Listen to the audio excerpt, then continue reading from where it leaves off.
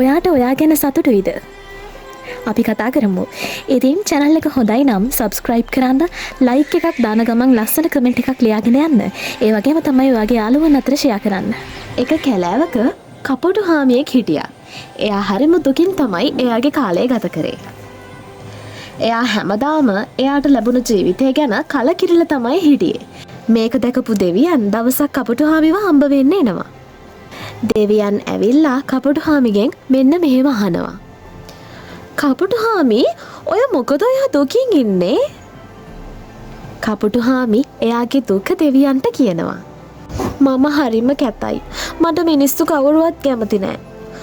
මාව දකින තැන මිනිස්සු මාව පන්නලා දානවා. අර හංසෙක් වගේ මාත් ලස්සන වුණා නම් මිනිස්සු කවදාවත් මාව පන්නලා දාන එකක් නෑ. මේ කහපු දෙවියන් කපුටු හාමිට මෙන්න මෙහෙම කියනවා. හොඳයි, මම ඔයාව හංසෙක් කරන්නම්. හැබැයි ඔයා මුලින්ම හංසෙක්ව හම්බ වෙලා එයා සතුටින්ද ඉන්නේ කියලා බලලා ඇවිල්ලා මට කියන්න ඕන. කපුටු හාමි වේගයෙන් පියාඹලා යනවා. ගිහිල්ලා කොහොම හරි හංසෙක්ව හොයාගන්නවා. කපුටු හාමි හංසයාව හම්බ වෙලා හංසයාගෙන් දෙවියන් කියපු විදිහට හංසයා සතුටින්ද ඉන්නේ කියලා අහනවා.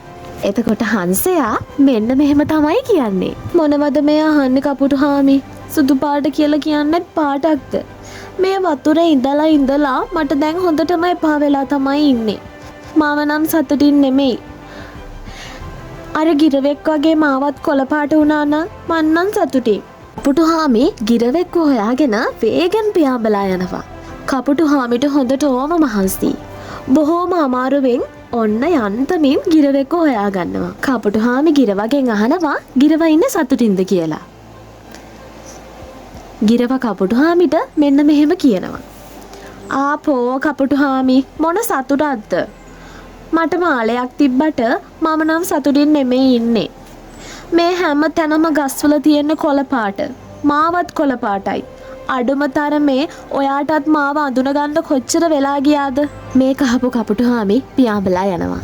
කැලේට ගිහිල්ලා තනියම කල්පනා කරනවා. තමන්ට ලැබුණ දේ තමයි හොඳම දේ බවත්, ලැබුණ දේ බාර අරන් සතුටින් ජීවත් වෙන්න ඕන කියලා. ඒ වගේම තමයි තමන්ට ලැබුණ දේෙන් සතුටු වෙන්නේ නැති වුනහම තමයි ජීවිතේ දුකින් ගෙවන්න ඕන කියලා කපුටු හාමි තේරුම් ගන්නවා.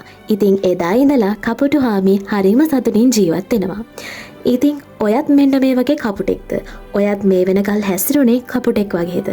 එහෙනම් ඉතින් මොන්න අද ඉඳලා වෙනස් වෙන්න. ඔයා ඔයාම වෙන්න. ඔබට ජය වේවා.